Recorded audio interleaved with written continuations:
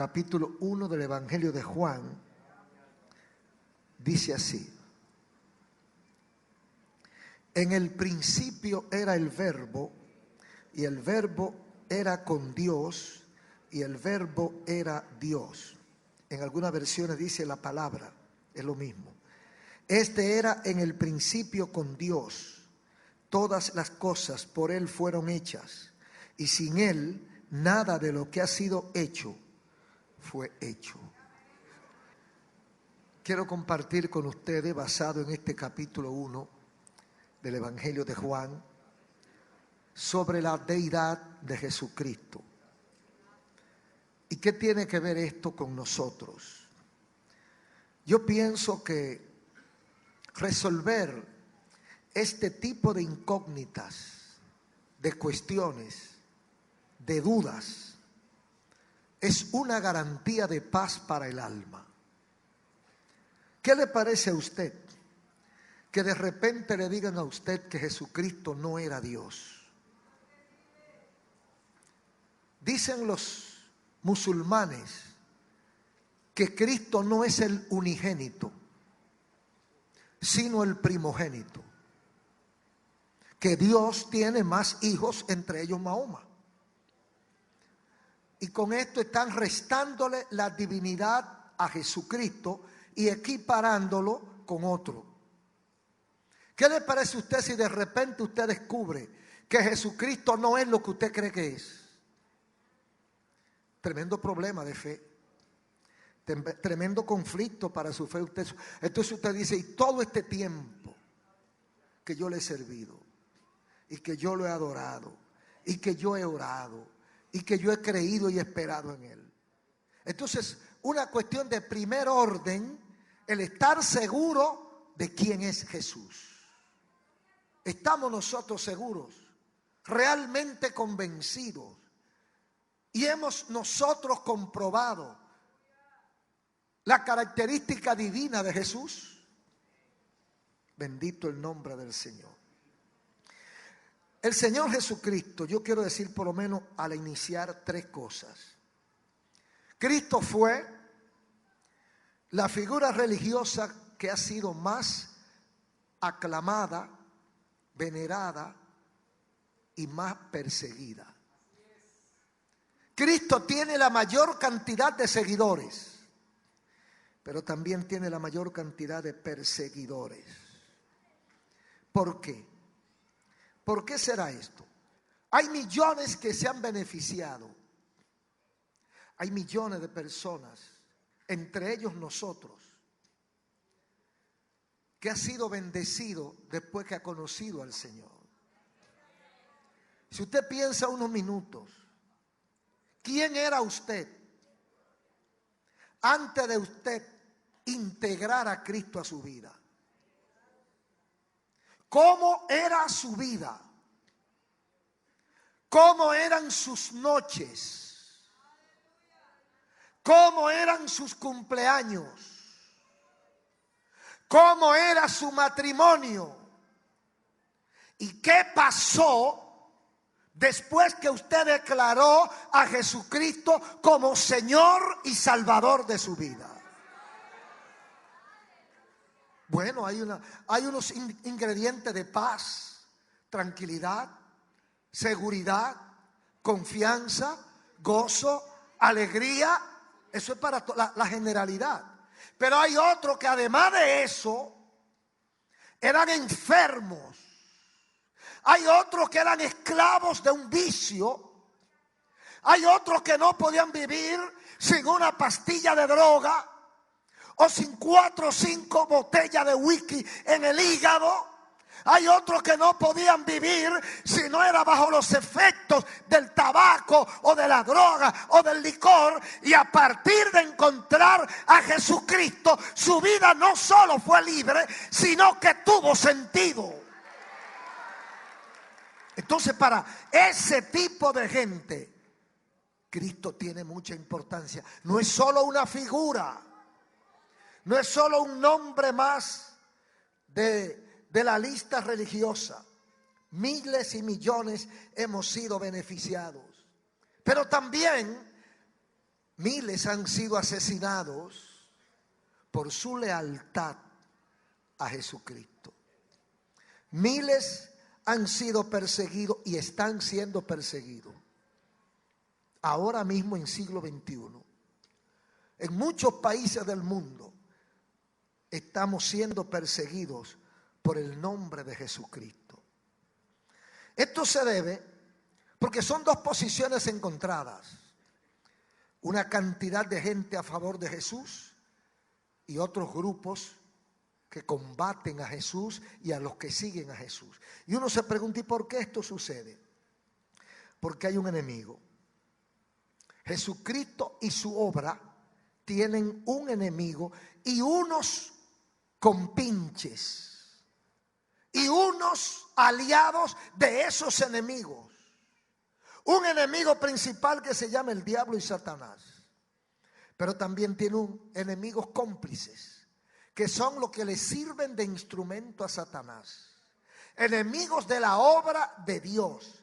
¿Por qué? Porque no le conviene que la gente conozca las verdades del evangelio y que sean libres. ¿Libre de qué? Libre de los vicios, libre de los juegos, libre de las costumbres aberrantes, para el cual o para las cuales el cuerpo ni el individuo fue diseñado. ¿Por qué hay tanta gente volviéndose loca? ¿Por qué hay tantos crímenes? ¿Por qué hay tantos suicidios? Porque la gente fue diseñada para otra vida. Si usted se lo dice en lenguaje popular, le puede decir a los jóvenes de hoy: esa no es tu onda. Estás fuera de onda. Por eso necesita las drogas. Por eso necesita lo que estás haciendo para creerte que eres gente. Pero si tú entras a la onda de Jesucristo, entonces tú tendrás un impacto tan poderoso que te darás cuenta que tú eres gente sin la droga y sin los vicios. Y que las drogas y los vicios lo que hacen es hundir tu vida cada vez más. Pero el diablo no quiere eso. Los que trabajan con él tampoco quieren eso. Prefieren esta vida destructiva, incompatible con la gracia de Dios. Entonces por eso hay perseguidores de la obra del Señor. Y Satanás tiene un proyecto, entre otros: eliminar a Jesucristo de la mente y del corazón. Ese es su trabajo. Eliminar a Cristo, sacar a Cristo de la noticia. Y con Cristo sacar los valores cristianos. Y eso está, usted abre cualquier periódico cualquier día y usted encuentra algo de eso. Por ejemplo, ¿para qué tienen que hacer matrimonio gente del mismo sexo? Como adultos ellos con su cuerpo pueden hacer lo que les dé la gana. Entonces, ¿para qué tienen que legalizarlo? Es una bofetada, sencillamente es para darle una bofetada a los valores cristianos. Porque quieren sacar a Cristo. Lo han estado sacando de las escuelas. Lo han estado sacando de los libros de texto. Lo han querido sacar de la historia, pero van a tener que acabar con la historia. Porque Cristo no es un personaje ficticio. Cristo no es un personaje, una figura, un invento de los hombres, una fantasía. La ciencia ha tenido que admitir que Cristo es un hecho histórico. La arqueología y otras ciencias han tenido que demostrar que Cristo es lo que dijo ser. La gente no ha podido eliminar, pero Satanás no cesa en su trabajo de sacar a Cristo del corazón y sacarlo de la mente del ser humano para tenerlo esclavizado como tiene a millones de personas.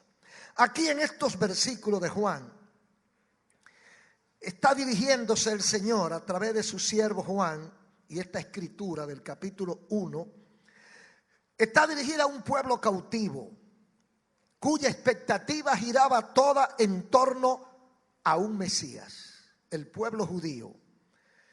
Un Mesías profetizado cientos de años por distintos profetas.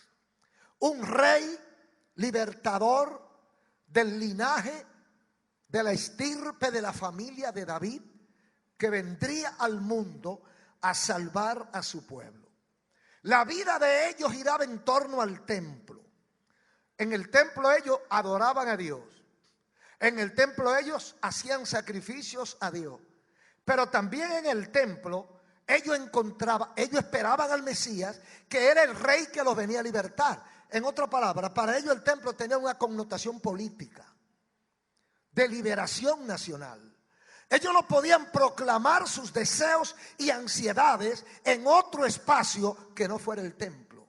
En el templo ellos pregonaban que esperaban al Mesías. ¿Quién era el Mesías? El que lo iba a libertar de la bota romana. El que lo iba a libertar del yugo del imperio era el Mesías. Entonces eso era sedición. Eso era liberación nacional para el judío. Entonces en el templo ellos hablaban de política, pero de su política, porque ellos esperaban a su Mesías para su liberación. Pero Cristo estaba entre ellos. La pregunta de ellos era: ¿será este el auténtico Mesías? ¿Será este el que Dios va a enviar? ¿Será realmente Dios él que dice ser? ¿Qué esperaban ellos? Si usted es una nación cautiva y está esperando un libertador, usted tiene que tener una idea de qué es lo que usted necesita. Usted necesita un guerrero, un individuo diestro en la batalla, súper inteligente, poderoso humanamente hablando, rico, que se haya distinguido en diferentes guerras, que haya concitado la confianza del mundo, un líder confiable a todo nivel. Entonces lo que viene es uno que nace en un pesebre. Su papá un carpintero, un maestro constructor, su mamá una desconocida, nace junto con los caballos y las vacas y está 30 años oculto, y a los 30 años se aparece al templo a hacer su entrada triunfal. Entonces uno se pone a pensar en uno con el pensamiento y la mente judía. Usted dice: no, pero no puede ser. Eso no es lo que yo estoy esperando. Yo estoy esperando un líder político carismático que atraiga al mundo hacia él, tipo Salomón, pero guerrero como David, sabio como Salomón y valiente como David. Una conjunción, una fusión de David con Salomón. Lo que le faltaba a David lo tenía Salomón, y lo que le faltó a Salomón lo tenía David. David no había hombre que se parara de frente que él le tuviera miedo. Ejemplo, Goliat. Salomón, el más sabio que hubo y hay. Entonces, si se hubiese combinado David con Salomón, dan el Mesías. Ellos esperaban algo así. Entonces cuando viene Jesús, humilde, tranquilo, sin hacer ruido, dice: no, pero este es lo que es un impostor. Este es un falso. Este es un falso apóstol, un falso profeta que no llena las expectativas. Se parece al discurso de los políticos, ¿verdad? Ya yo tengo eso como un cliché. Cuando un político habla, usted oye al político contrario y le dice eso mismo: no llenó las expectativas. Ningún discurso del contrario llena las expectativas, porque no puede ser. Entonces Cristo Jesús no llenó las expectativas de un pueblo hambriento de libertad y de grandeza, de riqueza y de prosperidad material. Entonces cuando vienen cuestiones: ¿será este el Cristo que hablaron los profetas? Imposible. ¿Será este el Mesías? No puede ser aquel que hablaron todos los profetas. Entonces aquí viene el análisis de Juan capítulo 1 sobre la deidad de Jesucristo, su obra y qué significa la divinidad de Cristo para nosotros y para aquello. Dice el versículo 1: en el principio. Aquí hay tres cosas importantes que queremos hablar. Oiga, en el principio, o sea, cuando comenzó todo allá atrás, cuando no había nada, ¿verdad? En el Génesis, en el origen de todo, en el principio era el verbo, allá cuando comenzó. o la palabra o la acción, porque el verbo es acción y movimiento. El verbo es la palabra, lo que ejecuta. Entonces en el principio era el verbo, y el verbo era con Dios, y el verbo era Dios. El verbo era Dios, el verbo era con Dios, el verbo era Dios, en el principio era el verbo. Y eso le está diciendo al pueblo judío como para darle ánimo. ¿Qué quiere decir esto? En el principio era el verbo. Mire cómo lo define David, enfocando el mismo tema en el capítulo 90, Salmo 90, versículo 2. Antes que naciesen los montes y formase la tierra y el mundo, desde el siglo y hasta el siglo, tú eres Dios. Está diciendo, está hablando de la preexistencia. Mire, este versículo 1 habla de las tres cosas más importantes: preexistencia, coexistencia y autoexistencia. Preexistencia, coexistencia y autoexistencia. ¿De quién? Del verbo. El verbo era, el verbo es.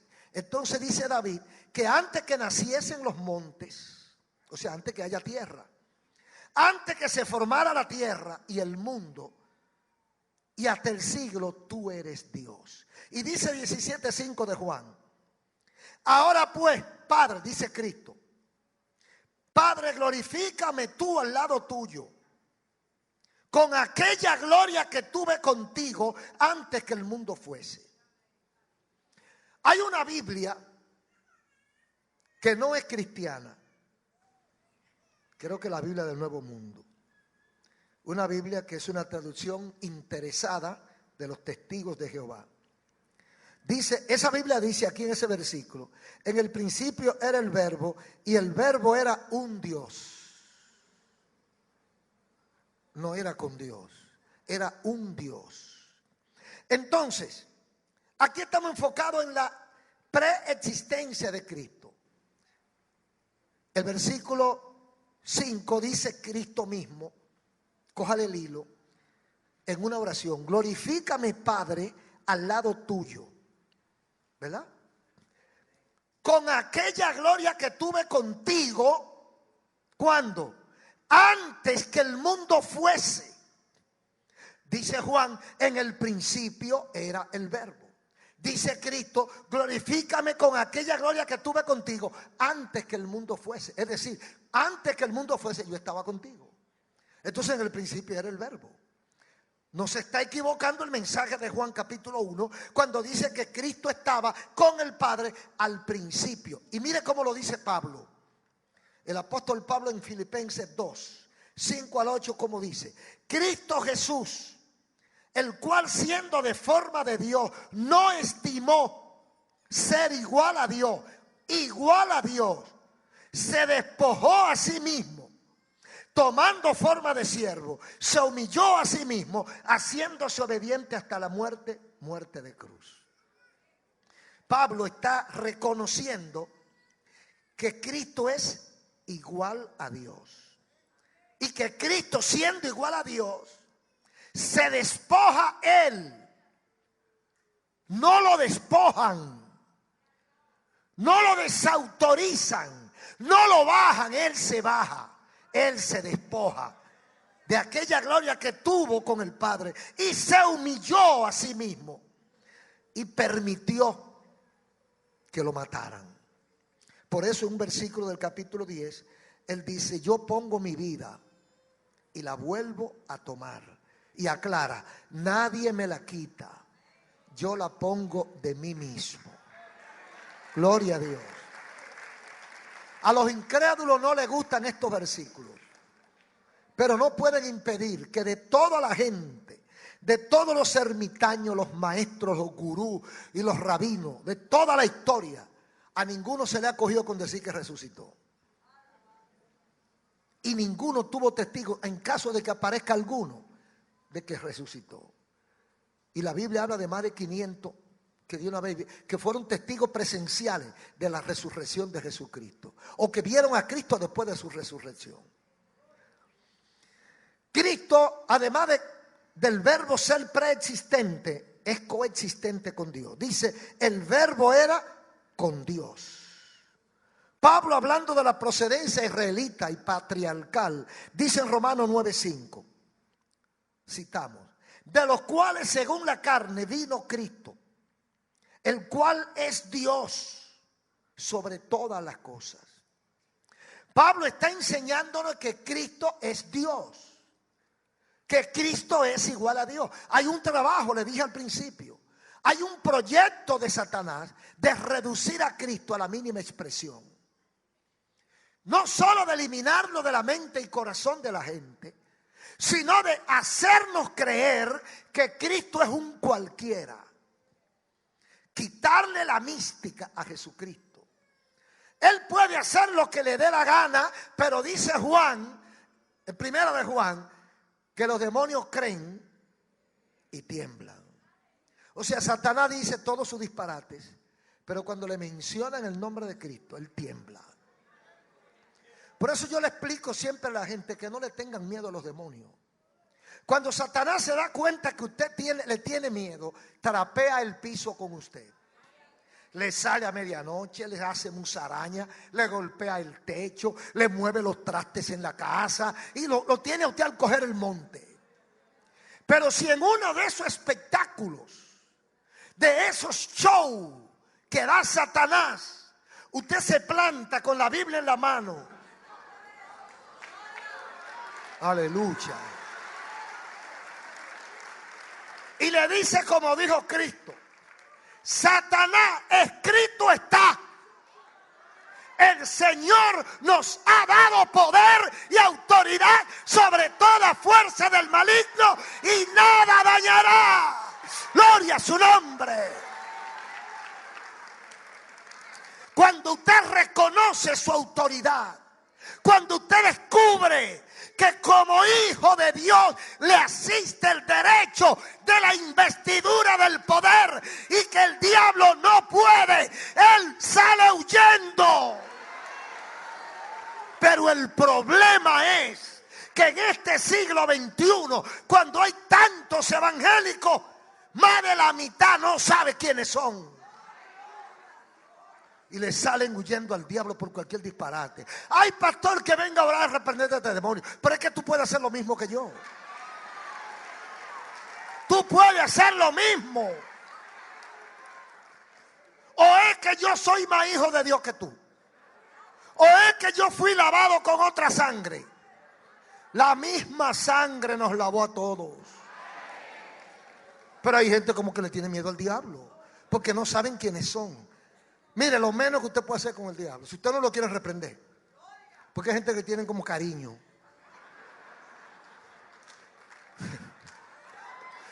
No lo quieren maltratar. Por lo menos yo recuerdo 2 ocasiones que me han dicho demonio, endemoniado, o demonio en boca de endemoniado, que no lo maltrate. En una me dijo uno que lo estaba quemando, porque es un maltrato para ellos. ¿Por qué me importa a mí que el diablo se muera?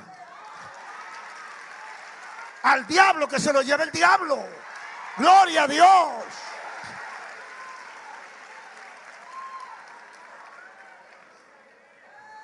Aleluya. Dice Pablo, de los cuales según la carne vino Cristo, el cual es Dios sobre todas las cosas, la plenitud de todas las cosas. O sea que Cristo Jesús tiene coexistencia propia. El verbo era con Dios, y el verbo era Dios, y el verbo era con Dios. Más adelante lo vamos a aclarar más, pero el verbo era Cristo. Cristo es la acción. El Padre no bajó a la tierra, bajó el verbo, la palabra, la acción, el que lleva la voz cantante. Cristo bajó en nombre del Dios Padre. Entonces sigue diciendo en Colosenses 2:9 al 10, porque en él habita corporalmente toda la deidad y vosotros estáis completos en él, que es la cabeza de todo principado y potestad. Hermano, hermana, a usted no le hace falta nada. Yo oigo a la gente diciendo que le van a arrebatar al diablo lo que le quitó. Bueno, cuando era inconverso, él me quitó muchas cosas. Pero después que usted entregó su vida a Cristo, si usted se deja quitar algo del diablo, usted no sirve. Es que usted no sirve.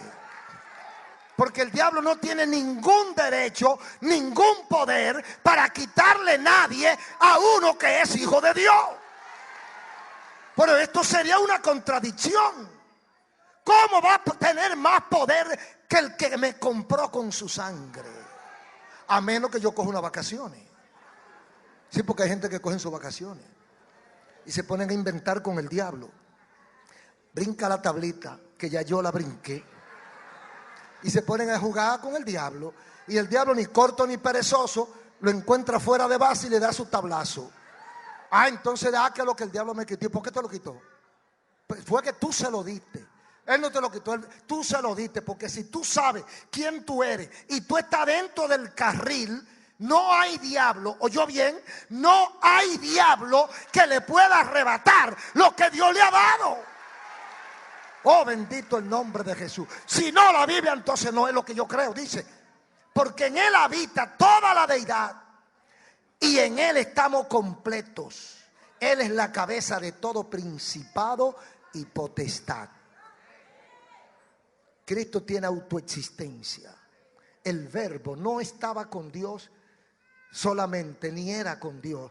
El Verbo era Dios. El Verbo era Dios. Dice el versículo 1. Y en Juan 5:26, porque como el Padre tiene vida en sí mismo, así ha dado también al Hijo el tener vida en sí mismo. El Hijo y el Padre tienen vida en sí mismo. Entonces, además, versículo 3 del capítulo 1, hay una corresponsabilidad en la creación. Todas las cosas por Él fueron hechas, y sin Él nada de lo que ha sido hecho fue hecho. O sea que Cristo es parte de la creación junto con el Padre, y sin Él nada de lo que ha sido hecho fue hecho. Porque Cristo es, por Él todas las cosas fueron hechas, sin Él nada de lo que ha sido hecho fue hecho. Ahora, Cristo tuvo en la tierra una identidad desconocida. Por ejemplo, en los versículos 10 al 12, usted va a encontrar tres cosas. Primero, que en el mundo estaba. El mundo fue hecho por Él y el mundo no le conoció. Estaba en el mundo. Él es el creador del mundo y el mundo no lo conoció. Por ejemplo, hay una feria, hay un edificio, está inaugurando un tremendo edificio de un hotel 7 estrellas y todo el mundo está maravillado del diseño, de la arquitectura, de la construcción y de todo lo bueno y bonito que hay ahí. Y el creador del edificio está ahí junto con la gente. En el edificio estaba, el edificio fue hecho por él, pero la gente no lo conoció. Y la gente maravillada, oye, ¿quién sería? ¿Y cómo sería que hicieron tal cosa? Y esta pared inclinada, ¿y qué fue? ¿Y qué ingeniero? Y el ingeniero ahí con ellos. En el mundo estaba. El mundo fue hecho por él y el mundo no lo conoció. Y me surge una pregunta. ¿Por qué el mundo no lo conoció? ¿Ha pensado usted por qué el mundo no lo conoció?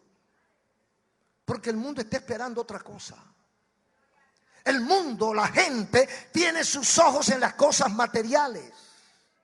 El mundo no conoció a Cristo. Cristo estaba dentro de ellos, pero ellos no sabían quién era. Ellos veían el hijo de José y María, el muchachito aquel que nació en Nazaret, el que fue a los 12 años al templo, lo presentaron y se desapareció. Y ahora a los 30 años aparece otra vez y dice, ¿qué maestro? ¿Maestro de qué? ¿Dónde estudió ese muchacho para que sea maestro? Entonces la gente lo que hacía era que lo subestimaba porque no sabía quién era. Porque ahora si lo hubieran conocido, hermano, ¿qué le parece a usted si la gente se hubiera dado cuenta quién era Jesús? ¿cuál hubiera sido el cambio de su comportamiento y de su actitud hacia él? Segundo, a los suyos vino, dice el versículo 11, y no los recibieron. ¿Quién eran los suyos? Los judíos.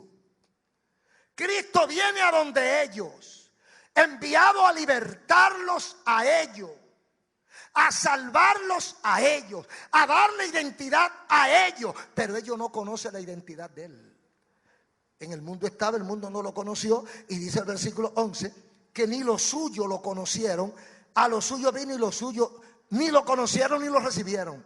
Le cayeron arriba, lo persiguieron, lo atropellaron, lo humillaron, lo desconocieron, porque no querían nada con él, porque no lo conocieron.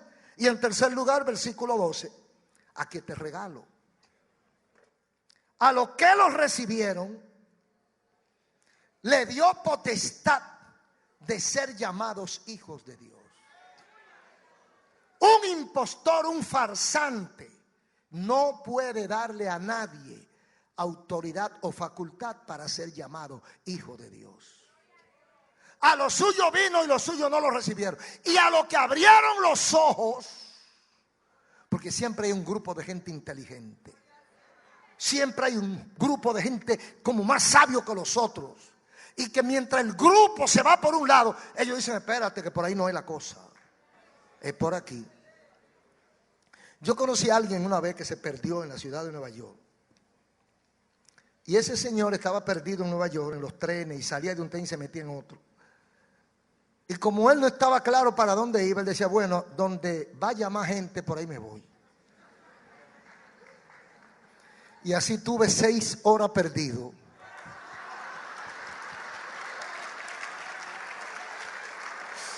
Me llevaba del grupo mayor de gente. Por aquí tiene que ser, por aquí, y hay gente que andan así perdidos, llevándose de los grupos. La mayoría de la gente va a la discoteca, para allá voy. La mayoría de los jóvenes baila, yo bailo. La mayoría de las muchachitas tienen su marinovio, yo también. No te lleves de la mayoría, que la democracia no la inventó Dios. No te lleves de la mayoría, que la mayoría no es la que tiene la razón. A lo suyo vino, los suyos los rechazaron, pero no todos los rechazaron, porque dice que había un grupito, dice, y los que los recibieron. Sí, porque siempre hay un grupo, hermano. Hay 20 hombres trabajando en una fábrica, y hay 18 que el viernes cogen para la discoteca, y hay 2 que dicen: yo voy para mi casa. Aleluya. Cuando se arma un tiroteo, una redada, un pleito, un desastre de esos que se arman, los 2 que están en su casa no tienen problema. Pero los otros 18, ¿cómo está la familia de ellos? ¿Dónde estará fulano que no ha llegado? Ay, cuidado si estaba metido en ese lío. Y efectivamente, cuando van, hay 4 o 5 de ellos que están muertos, y otros 4 o 5 que están heridos, y los otros están presos. La mayoría tiene la razón. La mayoría tiene la razón a perderse. La mayoría coge el Viernes Santo para la playa, y la minoría coge para la iglesia.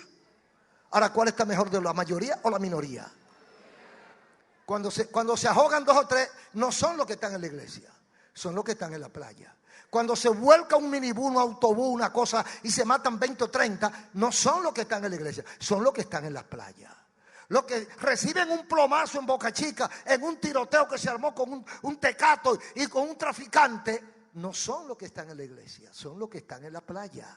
La mayoría está en la playa, la mayoría está en la calle, la mayoría no le quiere servir a Dios, la mayoría se va a ir al infierno porque no quiere buscar a Dios. No te lleves siempre de la mayoría. La mayoría no es la que estudia, es la minoría. La mayoría no es la que gobierna, es la minoría. La mayoría le sirve de soquete a la minoría. Soquete quiere decir como de... Hay otra palabra que es más fea, de que vaina. Donde se guarda la espada.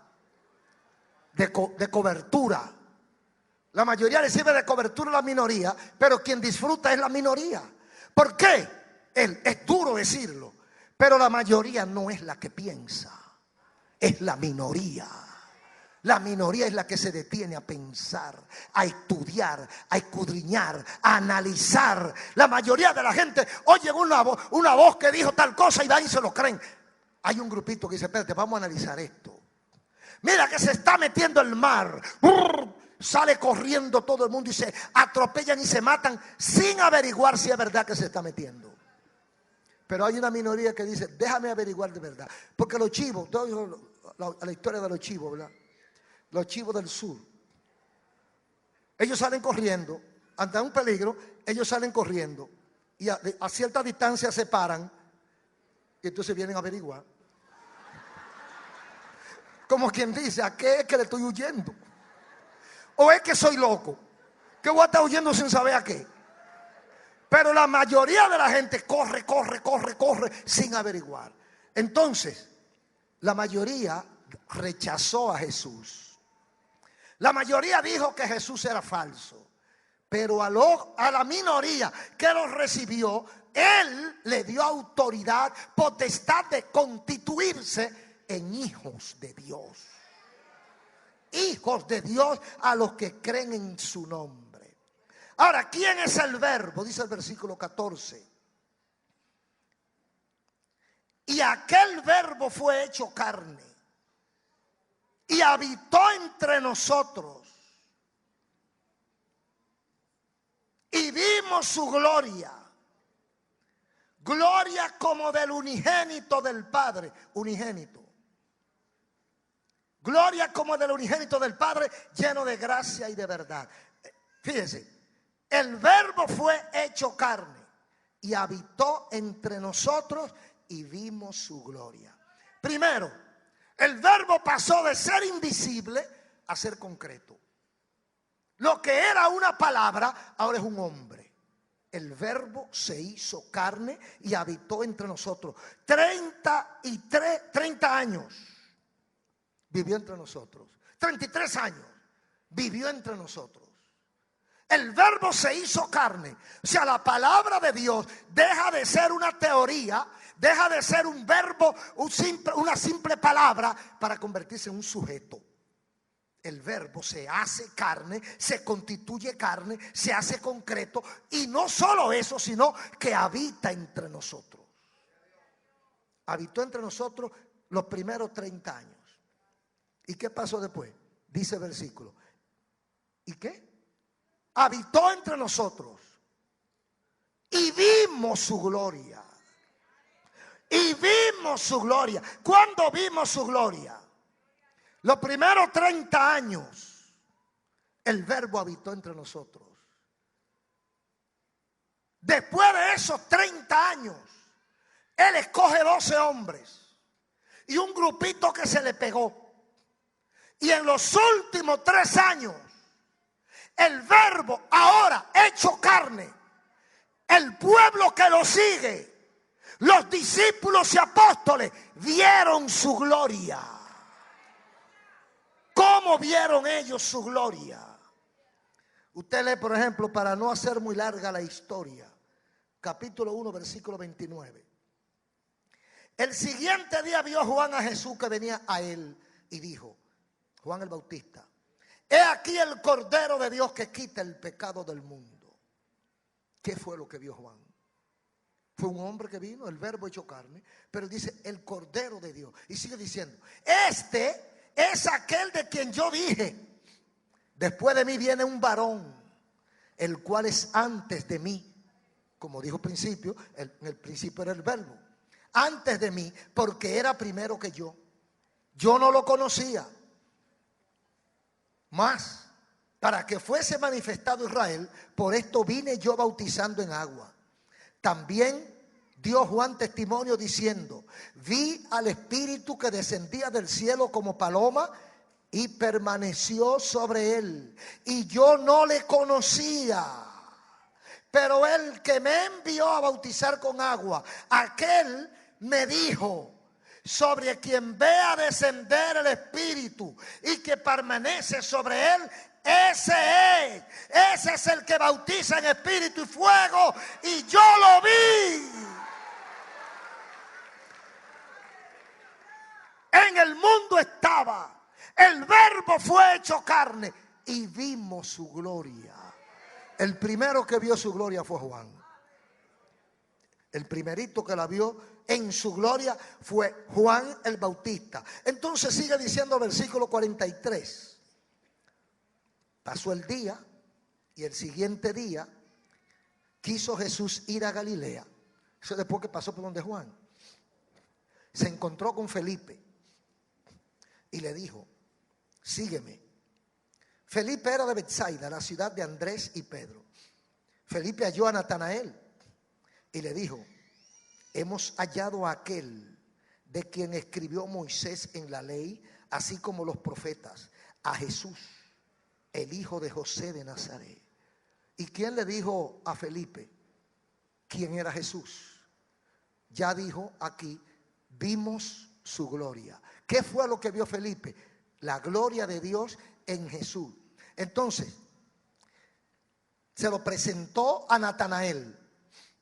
Versículo 46. Natanael le dijo a Felipe: ¿de Nazaret puede salir algo bueno? O sea, algo que sirva. Le dijo Felipe: ven a ver. Aleluya. ¡Oh, gloria a Dios!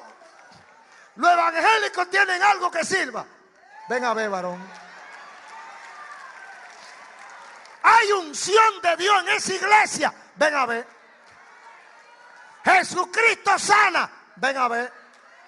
Jesucristo liberta. Ven a ver. Jesucristo cambia. Ven a ver. Ven a ver si es verdad que el gas pela, varón.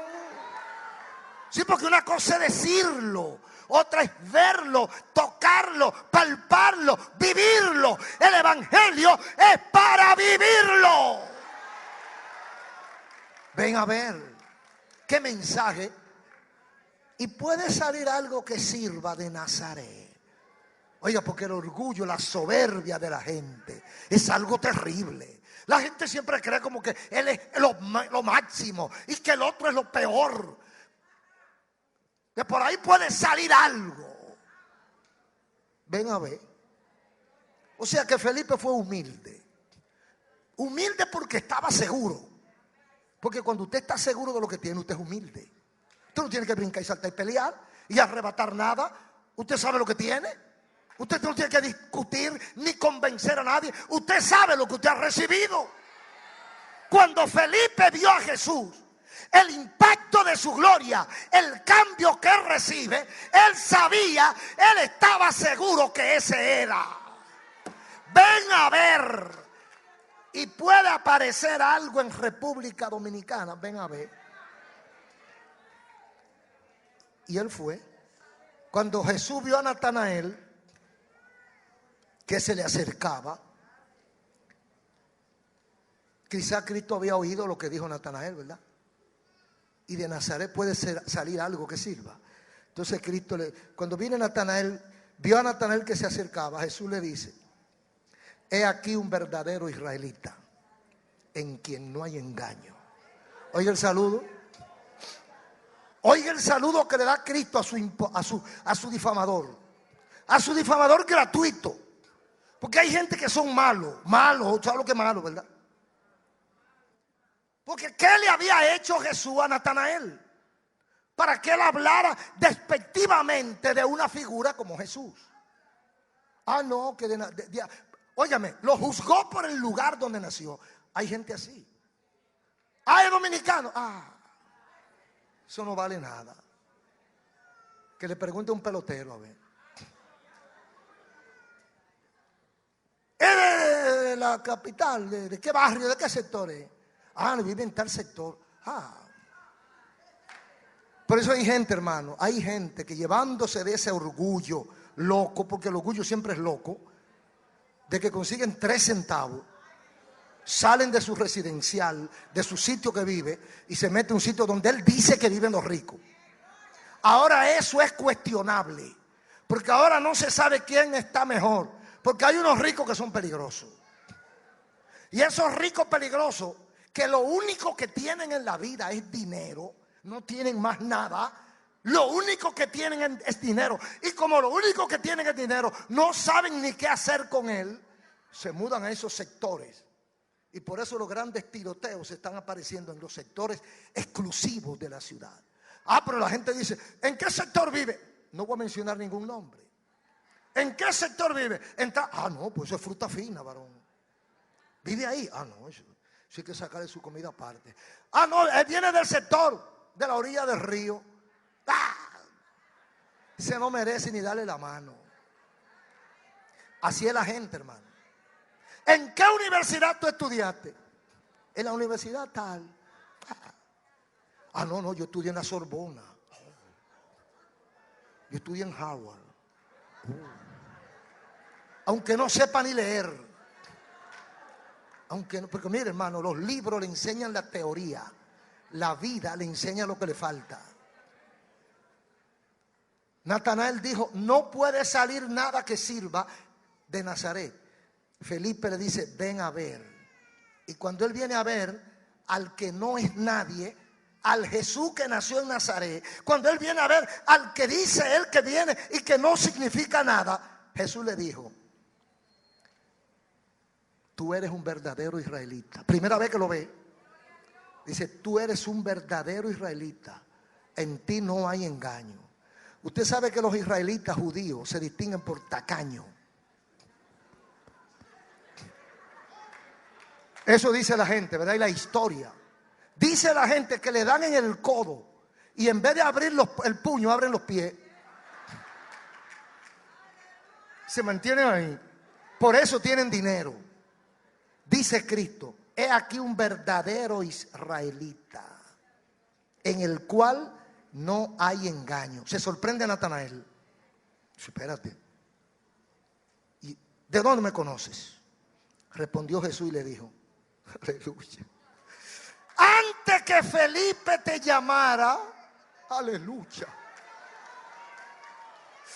antes que Felipe te invitara, cuando estaba debajo de la higuera, mira, cuando estaba escondiendo los chelitos, cuando estaba escondiendo la morocota, cuando estaba escondiendo la joya, yo te vi, varón, te vi. El hombre está pálido, está que no se sabe qué va a hacer con él. ¿Qué quería decir todo esto? El judío es tacaño y guarda su cuarto bien guardado. ¿Y sabe lo que estaba haciendo Natanael? Un hoyo debajo de un árbol para guardar, ese era su banco. Y nadie sabía que ese dinero estaba ahí. Y Cristo le sale tranquilamente, antes que Felipe te fuera a buscar. Cuando tú saliste de tu aposento, de tu casa y te fuiste al patio, allá que ni tu mujer te vio, y con la mocha aquella tú estabas haciendo un hoyo y enterrando los chelitos para que nadie sepa dónde están. Yo te vi y sé dónde están. Aleluya. Oh, gloria a Dios. Debajo de la higuera te vi, varón. Yo creo que a Natanael se le despejó toda duda. Yo creo que Natanael a partir de ahí comenzó a ver la gloria de Dios. Comenzó a ver la gloria de Dios. Y entonces sigue diciendo. Le dijo Natanael, ¿de dónde me conoces? Etcétera. Respondió Jesús y le dijo, porque te dije, te vi debajo de la higuera, ¿crees? Tú no sabes nada, varón. Ahora es que falta. Oiga lo que dice. Porque estamos hablando del verbo hecho carne, que habitó entre nosotros, que vimos su gloria. Entonces dice aquí, le dijo, de cierto te digo, que aquí en adelante veréis el cielo abierto y a los ángeles de Dios que suben y descienden sobre el Hijo del Hombre. Un ejemplo, capítulo 2 de Juan.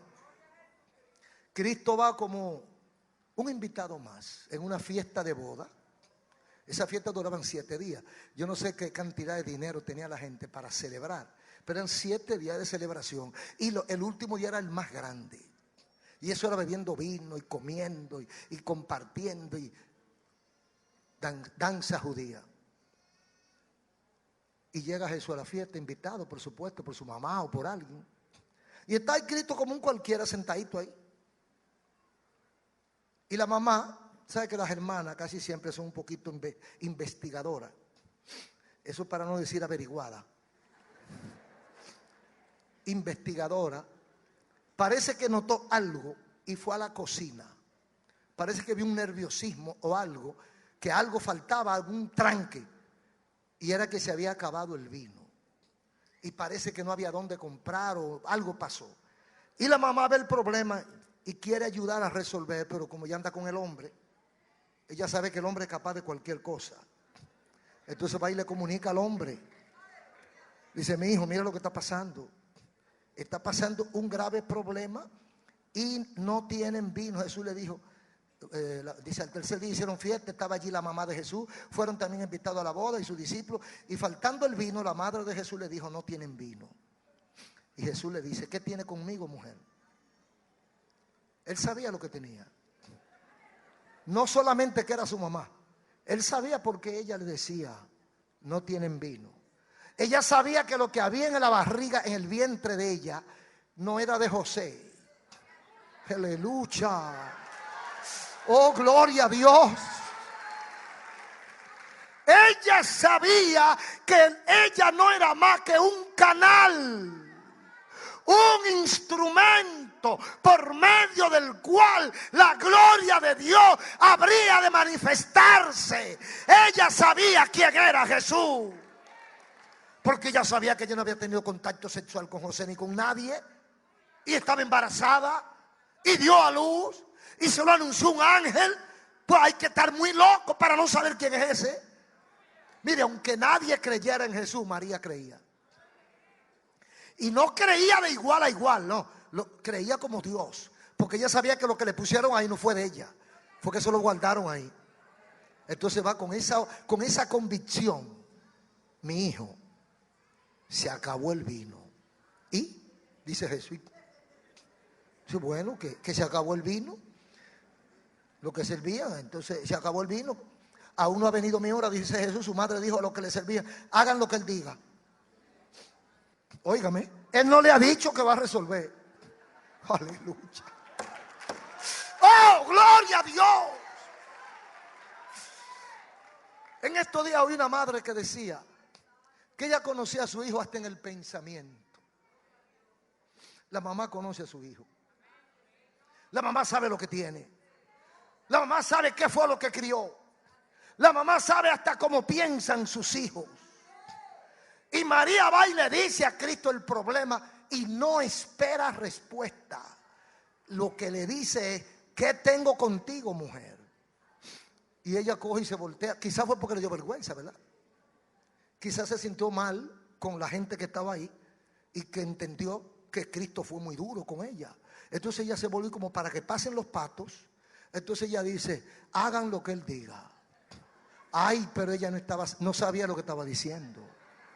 Porque eso es lo que tenemos que hacer precisamente. Todos tenemos que hacer lo que él diga.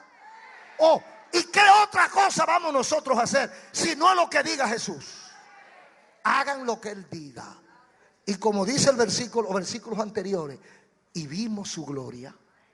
Cristo mandó a buscar todos los servidores que estaban allí, los siervos, y lo trajeron, versículo 6.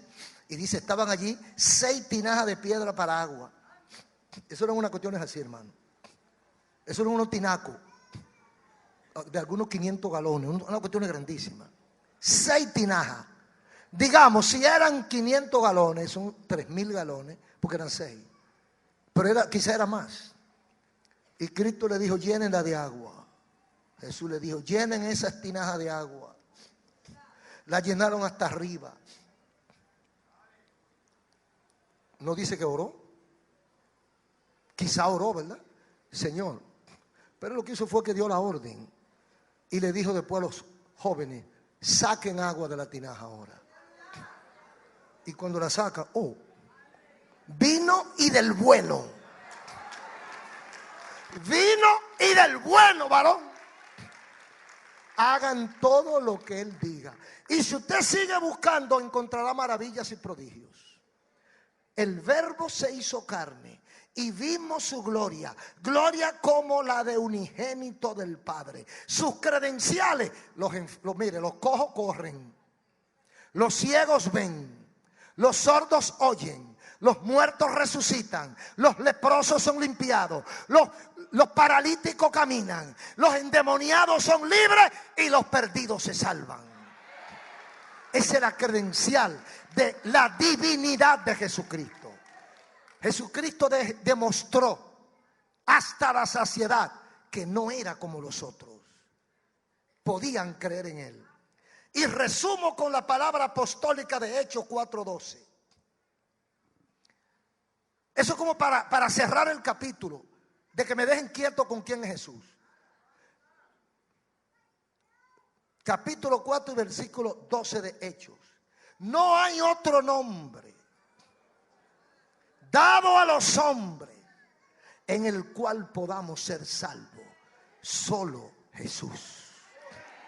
La deidad de Jesucristo.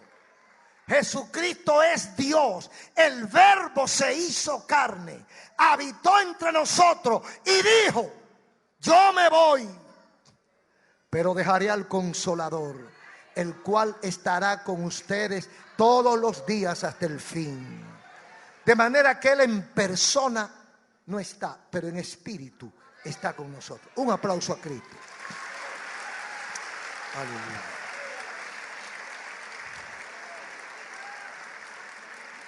Aleluya. Muchas gracias, Señor. Termina la obra en cada vida, en el nombre de Jesús.